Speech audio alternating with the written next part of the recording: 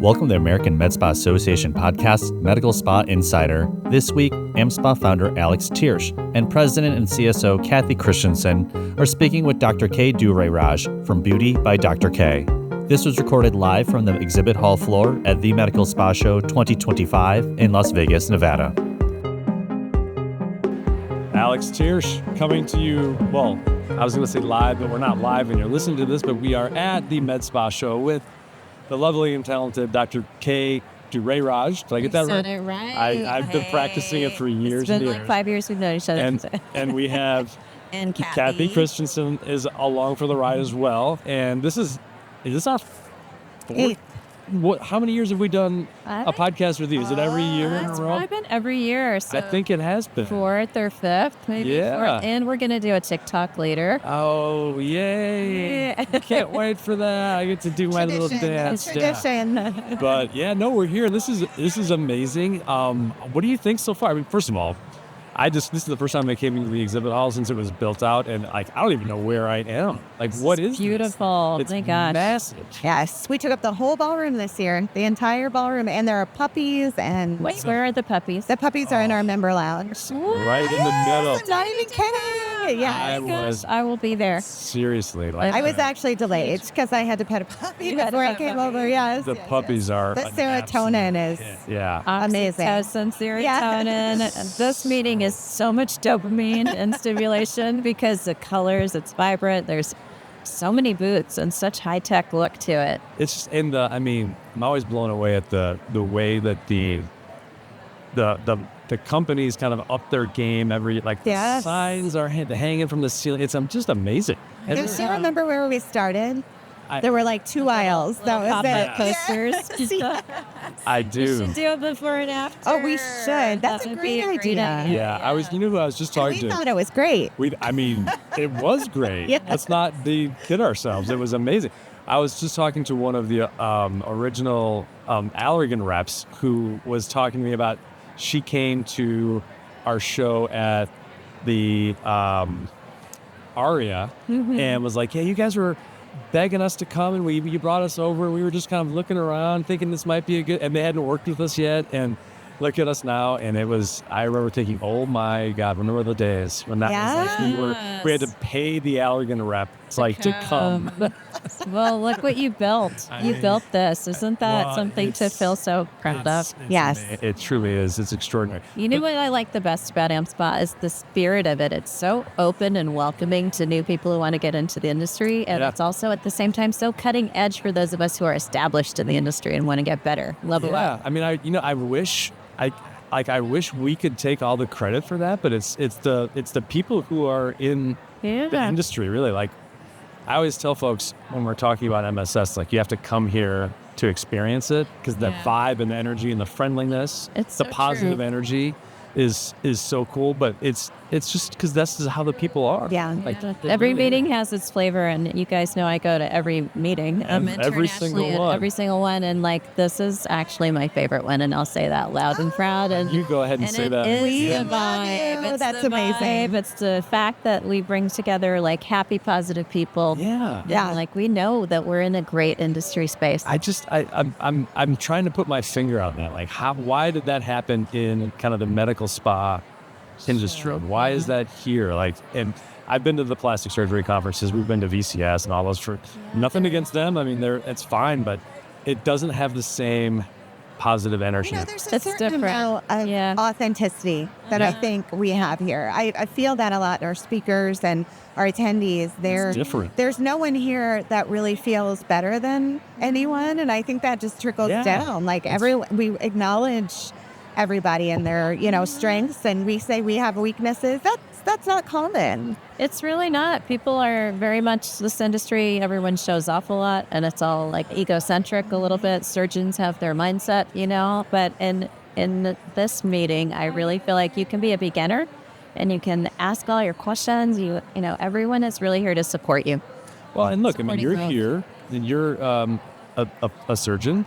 And there's other plastic surgeons that are here, but I feel like everyone thinks you're very approachable, and they come up and talk to you, and you're up the thinking. best part about it is So it's like you get to kind of get everybody down on the same level, and we're all doing the same thing. So it's actually my favorite thing when a person comes up to me and tells me that they follow my account, they've learned so much, and like I almost feel like a personal coach and mentor, like showing them that I did it, you can do it too. Yeah, that's awesome.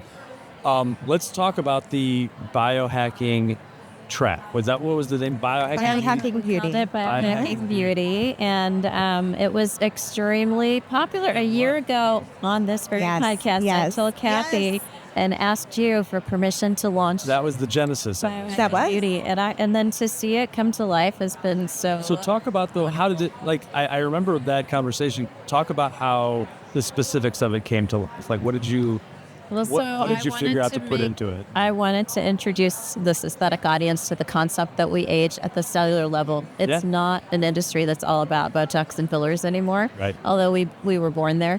We are now going to evolve to the next phase of it, which is I want to age well, and I need to make sure my mitochondria are working. I'm on the right supplement stack. I'm doing the things that advance our cellular health, polymicronutrients, polynucleotides, exosomes.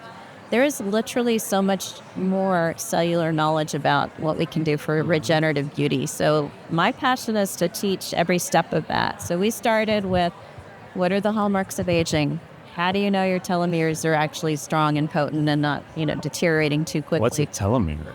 Well, it's the cap of the end of a chain. It's just on your chromosomes, like the tail of a shoelace. Oh. And there's a certain amount of unravelings that your genetics can do with each cellular division. We all have programmed telomere division cycles. Did you know that, Cathy? You know what? I come from the skincare industry, so we've been talking about this for years. You didn't know what a telomere was. I totally did. Yes. All right. And we have a limited number of divisions our cells can go through, so we really have to work on how epigenetically we can modify that. Okay. All right. That was what I thought. Yeah, so we talked about... I'll let you answer next time, Alex. Using NAD because this is trending in our industry. Do you really? No. Why not? I don't use soap. Oh my God. Do you wash your face with just soap and that's all you do? Like soap, little guys? Yes, exactly. Soap. Your beauty regimen is soap. Whatever's in the shower. Whatever happens to be I'll there. never forget, my husband, when we first got married, used alcohol instead of to shave, to Really? I know. That's painful. I know. Yeah. I mean, guys were lucky. They just put on some Dove ivory soap and that's and then they actually get more handsome as they age. It's not fair. It's not fair. I don't know. I mean, thicker skin. It's the dermaplaning. It's shaving every day is like dermaplaning every day. Yeah. That's definitely true. it. Well, we talked about NAD, but in a very deep way. I chose specialists from all around the world who are the best at what they do and know. So Dr. Elizabeth Thiersch, who runs this Boulder Longevity Institute and teaches around the world about NAD, and we're trying to teach this industry that you can't just give NAD by itself. You have to give some precursor molecules. You have to stop the breakdown of NAD, and you have to not drive it towards cancer pathways. So that was so important for this audience to know. Wait a minute, what's NAD, just to say it for the audience, because those who don't know? Nicotinamide adenine dinucleotide, which is one of the molecules this is part of the energy cycle of the cell.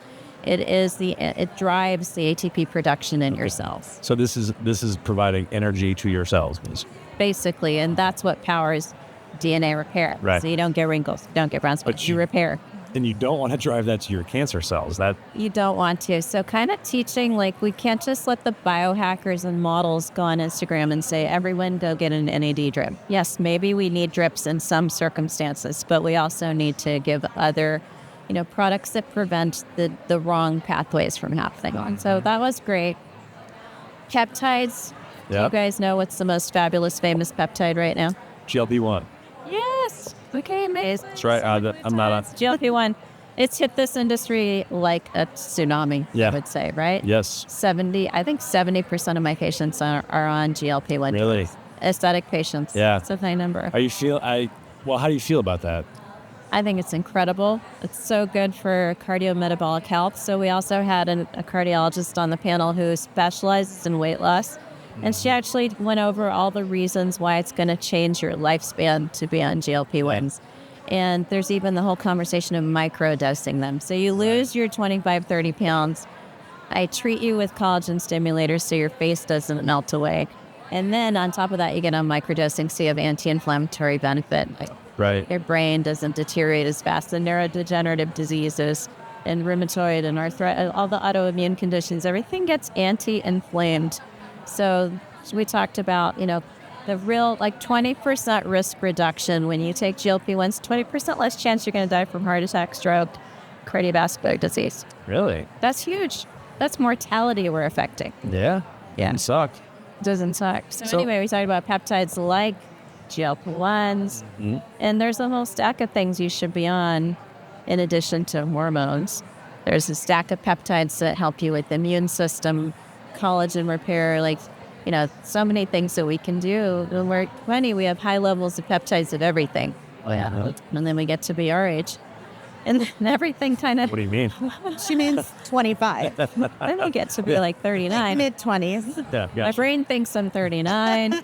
My sense of humor is about 15. And then my actual physical body feels like it's 70. But the peptides, when we replace them at the right level, you can kind of optimize your function to back when you were 30 again. Right. So a quick question about the GLP-1s, because I know the weight loss thing has been huge, but I feel like there's also been a bit of kind of a backlash, swinging of the podium the other way, because everyone gets worried about the Ozempic base, and muscle changes, and compounding. And the last panel I were in, the big conversation was, it's great, but you have to do it correctly, and there's a certain way you should be doing it. Right. And what are your thoughts? Because is there a risk of people overdoing it, not knowing how to do it the right way? Oh, definitely. And I wanted to bring in a board-certified cardiologist who she's on the American College of Cardiology Preventative Nutritional Status Committee. And so her guidelines for how much protein intake every day that you need to be on, 1.5 grams per kilo of body weight, muscle training, all that's so important. And she really drilled down on the fact that compounding is going out the door, and there are very many lawsuits going on in the state of California where I live. Anyhow. So they're going to go it's all going to be the brand name. So she was talking about how to get your patients approved through their insurance using these, FDA approved drugs. And in some cases, the FDA approved drugs can cost as little as $350 a month, which is not bad, because compounding is... And you can get them, and can you get them approved for insurance? Yes, and she talked about how in the state of California you can appeal to this board that can, if your insurance rejects you, they'll review your case, and then once they appeal, 90% of cases get pushed through. So I think that's great knowledge for this crowd to hear, that you might have to change, but don't give up on semaglutide and GLP-1s. One of the things that we were really excited about is that this part of our industry has a lot of not credible people, a lot of not credible information. Dr. K came to me and wanted to do this, and she really was the chair of this track. She brought everyone together. She decided what she wanted to talk about. And I think it was such a hit because it's out there, and we trust Dr. K, and it's going to be safe, and she's going to tell us the right things, and she's going to bring in the right people. So we were really honored to have that here. Oh gosh, thank you for letting me. I'm so honored to put it together. And then we'll do it again. I want to do it for sure, with a big focus on hormones. And we talked about sexual hormone replacement, but I want to focus a lot on guys too next year. I feel like we need a whole testosterone talk. What do you think? I mean, women are on testosterone creams, and that feels amazing. But I think men's health needs to grow. Why do you say that? Because men, it's a conversation that no internist will bring up. And it's something that everyone goes through. And I think prevention is better than cure, right? Why lose your mojo in the first place? Why not just keep it at that level? Sitting on the couch is fun. Sure. Couch potato. I have two modes. It's Energizer Buddy or couch potato. I do not go in between, I'm not sadly. The downside, to be honest. Honestly. I mean, retirement mindset. So it's interesting, though. How can you actually get the men in? I know we're still our There were so many men in this biohacking session. I almost felt guilty that I didn't have a male speaker. I invited Shane Obey, and he was coming, but then he changed his flight to come today. So next year we'll have to do it for 2 days, I think. I agree. Intensive, because they have this at A4M, and it's taught by biohackers. And I'm we're physicians, we're nurses, we're specialists. why are we not teaching this and bringing it to our patients? Yeah. Like, I don't want them leaving my office to go get an IV drip on the strip. But I can that's the difference here. Yeah. Is that it actually, there's a way to do it that isn't shady. You know, there is a way to do it that's the right way. Scientifically based. And that was the beautiful thing, like showing the energy cycle diagrams and bringing us back to biochemistry, which is heavy, but also like this is grounded in science. So that gave a lot of credibility to this whole session. Yeah. It's fabulous. And talking about exosomes, polynucleotides, and multiple tissue platforms, new things that you guys haven't heard about. Hyperdilute techniques to spread collagen stim all through the face, which actually for my patients it's preventing Ozempic face. So new stuff to teach. And how do you do that? Is that like creams or is it injected? This is injectable. These are injectable. Now, how do you spread it out throughout the face? Well, so adding a dilution of saline to make it hyperdiluted gives me the volume where I can treat literally the whole face. Yeah. 2 visits. 2 syringes, the whole face. And I have patients who were just publishing a study that shows in 30 pounds of weight loss, they maintained facial volumes, all the metrics and measurements showed really good results. So the weight goes down, down, down, and the cheeks stay up, up, up, up. It's all good. Now, are you still doing some of the, like the filler to fill in for the Ozempic face? You know what? I've honestly adopted so much collagen stimulator this year because I think our industry's gone through a filler fear. Yeah. A little bit of a recession and a little bit of needing to reset and rebrand. Yeah. Actually. I think so too. And then how do you, and this is kind of off topic, but I was just thinking about this and was talking about it. What's your view on the filler remaining in the face and impacting future like facial surgeries and things like that? Is that a real thing? It's a real thing to say. We've got MRI studies that show filler has very long duration and, up to 5 to 7 years in the infraorbital area. These are areas that don't move, right? My nose doesn't move. My under eyes don't move. Lips, cheeks, everything else in the face moves. Okay. I do think we have to use micro droplet techniques because fillers bring in 1,000 times their water weight to the face. And we've all seen that face that looks puffy and swollen. Yeah. So changing the way we inject. And I'm teaching injecting into fat pads. Fillers, like actually, did you know a really great substitute for facial fat? We can't all do fat transfer or nano fat. We'd like people to, but we can't all do it or afford it or have fat. Now we have faces that have no fat. So having the tool of filler is popular and necessary. I really think we need to make filler sexy again, bring filler back. And it's never gone anywhere in my practice, but I'm always a collagen stem girl at heart. Yeah. And is that kind of, that's the future where you think like the collagen stem over filler kind of, that's going to be where it goes. Or is it a combination? Yeah. It's a combination because we want immediate satisfaction. And then, you've got to go to Cancun, you've got to get your lips on, whatever you got to do. That immediate feeling is never going to go away from our industry. So, but I think as we do more of the biohacking, we're going to unlock actually gene therapies that turn on your collagen production. And whether that's a topical that gets absorbed with like lipid delivery systems, nanolipids, or it's an injectable, it's coming. And it's already actually here. Really? I showed some slides of rapamycin, which is one of these drugs that helps you age and reverse. Yeah. And it's shocking how it reverses the brown spots and pigmentation. Really? And yes. And so the ability to reverse aging because it's coming. Is that the drug that they've shown, is it in mice reverses their aging? Yes, it is. Yeah, I read about that. That's crazy. We use it for organ transplants and a little bit of suppression of different pathways. It suppresses mTOR, which is that. That'd be cool. Mammalian target of rapamycin. So reverses the yeah. If it reverses aging in mice, it must work in people. In the biohacking room, in our session, there were people who raised their hand who were on rapamycin already orally. Really? Yeah. They're like human mice. And they're taking metformin, they're taking rapamycin, they're doing these many different things. Is it FDA approved and all that? No, it's all off-label. Gotcha. Yeah. So actually, we talked about a lot of non-CME stuff in that room, and I think this is the time is now that the FDA is getting shut down and so much funding's going away from people with Trump in office.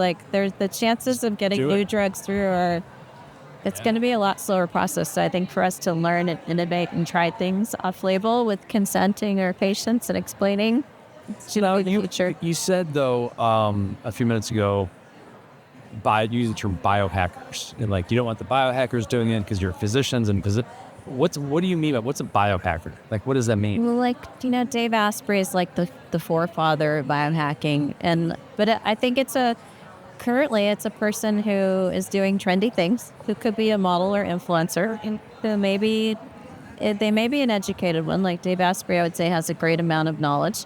But so often it's just someone who decided that they're wanting to try experimentally stuff that they've seen at all the booths at A4M.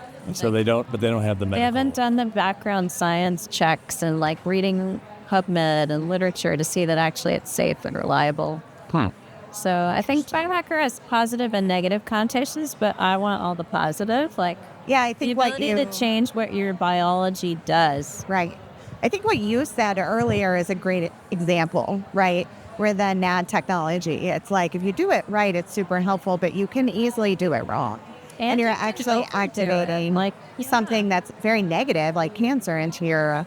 You can activate the wrong pathways. Yeah. And then have you seen Brian Johnson, this man who's put $2 million into his biohacking regimen? You haven't heard about Brian Johnson? I don't think so. Really? He runs this company. His company's called Don't Die. The Don't Die. And I think he's impressive because he made a lot of money. He decided to invest in himself. He's like ignited the conversation on longevity medicine. And so aesthetics is going to need to bring longevity medicine into what we do for patients. For sure. 100%. I think it has to, because we can't be all cyborg. We have to mix the cyborg in with the living tissue. That's how the second Terminator became so effective. Everyone knows that. Great commentary. Thank you, Alex. One of my favorite movies, actually. Me too, of course. With AI here, like I keep thinking of when the computers are taking over, because the way AI is innovating, actually, there's going to be ways to input all your blood work. So we talked a lot about what blood work do we check? What does your physician check? Your regular doctor is only checking you're not going to die this year labs. You're fine. You're past your physical. But we're going to check next level labs, and there's going to be AI where you can enter all your biometrics, maybe even connect your Oura Ring, have wearable devices, and then be able to spit out a formula for you need to be on this supplement. This month your peptides are low. You haven't been around puppies enough today, so you're not happy. You need a dopamine boost. So you'll really be able to curate for patients exactly what they need to be doing with supplements, with exercise, with sleep. So I envision it. What do you think with your course or your track? What was the most popular class was in the track? The one that got the best response? I definitely think my opening was great. There was standing room only, and I talked about biostimulatory effect and bringing. It was kind of a large. I wish I had seen that. I wish I got to see that. Hallmarks of aging. How do we influence how we age epigenetically? That concept of like if you can take two identical twins and they turn out one's drinking green juice, the other is vaping. Like how does their pathway diverge and how do they age differently? So that's what I talked about. And then I think Dr. Yurth was fabulous. She talked about NAD and peptides. I think those were like kind of the key ones. It was great to see other specialists and what's their personal regimen, because you can take that and adapt it to your own. What supplements are you on, Cathy? I'm not going to tell you because you'll be very disappointed in me. You're going to be like, what? No, I just eat a lot of whole foods and take a multivitamin. I mean, that's perfect. Like that's what I do. So many people don't do that. I mean, I used to just have a Flintstone every day. That's purple. The purple ones. Delicious. I used to find. I do it because they're good. Starting magnesium. I hear magnesium is super amazing. So I'm taking this NM. I do love the idea of taking NAD, but I'm taking a precursor one. It's called 1-MNA. And then glutathione, copper is very important for skin health. Obviously. Zinc, magnesium, a multivitamin. Vitamin D, of course. I try to take my vitamin D. That's about the Indoors too much as humans. And then I would say like iron as a woman, you need a multivitamin and iron. It's now, not that complex. Tell me about the salmon sperm, which I heard you talking about. You tried it? No. Wow. Why would I? Why would I do that? Well, you'll get this beautiful red carpet glow. Okay, so why what on earth do we molest the poor salmon? To get the sperm? That's, I guess, my question. Okay, if you picture your sperm, it's a big head with a little tail, right? So there's not very many organelles in the big head. It's just DNA. Okay. So the reason we use sperm is because it's mainly all DNA plus a little tail. And that makes their DNA is 95-96% identical to our DNA. Really? No Salmon? kidding. Yeah, and the nucleotides that we build the DNA chain, the CGAT, are very universal, but with salmon sperm, we can get those purified down to like 95% similar. So Is that why it's good for you to eat salmon? on some level, I think that's the lipids in it, but Yeah, the omega and the astaxanthin in it. But so let's say you get a skin injury, right? You're in the sun, you've got lots of UVs, you didn't wear your sunscreen. How are your cells going to repair? DNA is breaking down every time the UVB hits you, UVA, UVB. So your cells start to do DNA repair. If I give you the building blocks for DNA repair, don't you think you're going to fix that house much faster? You think Yes. Yeah. So that's the concept. You get these nucleotides from salmon. They're DNA repair molecules. We're going to microneedle them in. Everyone's skin is in a state of constant disrepair. And so you're going to boost like skin smoothness and skin glow, reduce brown spots. Weird question. Maybe you've been asked this before, but why not use human sperm that is 100% DNA? I think that would be hard to source on a high level. Imagine the donor centers going nonstop. Sure. I don't know. I mean, Honestly, you theoretically could. Okay. Yeah. I'm not going to think about that for too long, but I'm just curious. Like, what's the how they salmon? And there's a salmon. Salmon sperm's actually been used in research laboratories, microbiology and DNA research laboratories, long time beyond like bringing it into aesthetics. So they use it. So I think that's just like an easily purified, readily available source. Oh, yeah. Everybody knows that. You know, I thought so. Way better than you. Humans are naughty. What are you talking about? Salmons are like organic and pure. Humans are like Red Bull vaping, all that. Partying. That's too much partying. That's true. That's true. What? Like, let's say we do this again next year, which we will. What would you want to add? And I know it's tough because who knows what will happen and what it will look like. I want to add a bigger focus on like the injectable side of what we can do. So platelet-derived growth factor, products like Ariessence, the new things like working with the companies that do salmon sperm, Toscani, Regeneron. There's so many. And I think we need to really open the conversation on exosomes and where's the real science. And there's so many pop-up companies and how to really differentiate which ones are active and truly great for your patient. And then the collagen stimulator conversation. They're hybrid blending techniques we're doing. We're mixing HA fillers and hyaluronic gels, mixing them with the collagen stem products and getting this interesting blending effect too. I think there's room to talk about so much. So, Dr. Kate, do you think GLPs are here to stay, or do you think for sure as they exist now, or do you think 40% of America is obese? Mm-hmm. And currently only 12% of patients have tried GLP-1s. So this market is ready to grow. Like if you haven't bought your stock in Eli Lilly and Novartis, like what are you thinking? You need to buy some stock because this is going to grow. And I think that we are poised to be the ones that prescribe this product. We already do. We just need to make sure we're so credible in how we're doing it. And I also think that in med spas, we put people on it. We don't follow them up. We don't check their 6-month, 12-month labs. We don't make sure to do all those inventory checks. Like you're fully changing. The beautiful thing is you're getting them off of your blood pressure pill. Right. My husband's an interventional cardiologist. He prescribes a ton of GLP-1s to his patients. And he's like, this is the biggest thing in cardiology. Like, when have you ever been able to take someone off of 2 or 3 hypertension drugs? Yeah. It's crazy. Now, do you think is the use of it in our industry, as med spa and aesthetics, is that having an impact on like your husband's work where they're trying for people who really need it? You know what? They need to learn how to funnel people to us in aesthetics. I wish I could figure out the right way to bridge that conversation. So I think inviting people from other specialties to come in to lecture and see what we have to improve faces and confidence, because people routinely say, I lost 30 pounds, I feel great, but I look old. Yeah. And like, so my job is to do that start you early, start right when you start your GLP-1 drug, put you on a collagen stim plan, and then every 10 pounds, I really like to add a stim treatment. So I think there's room for like a lot of innovation here. Do you have any recommendations on how, like if I'm a medical spa and I'm looking to get an expert, or how do you find the right person to work with?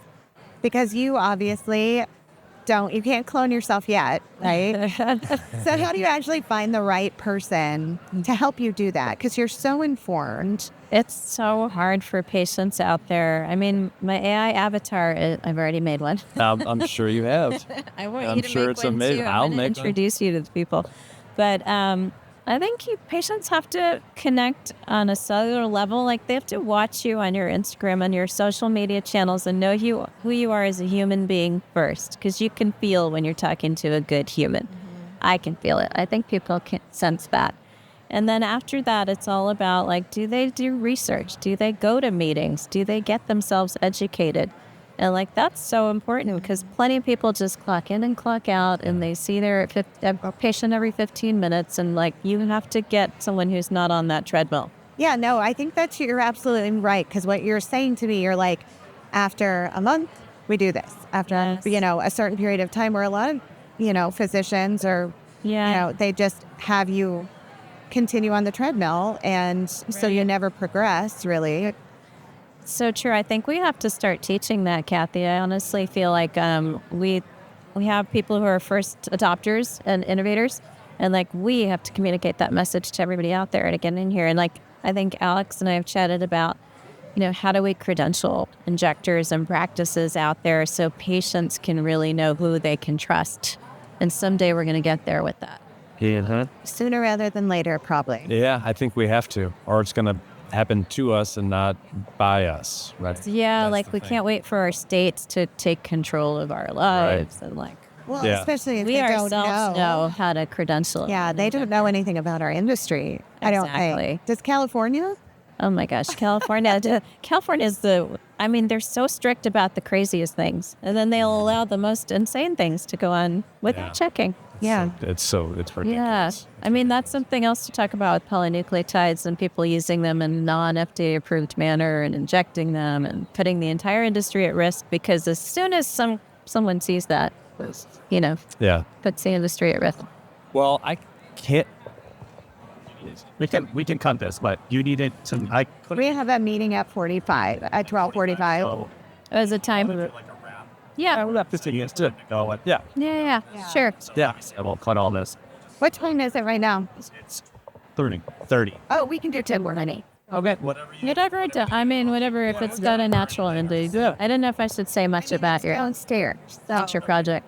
Just kind of left it open-ended for you to say. You can say it's giving you the lead in. No, that's good.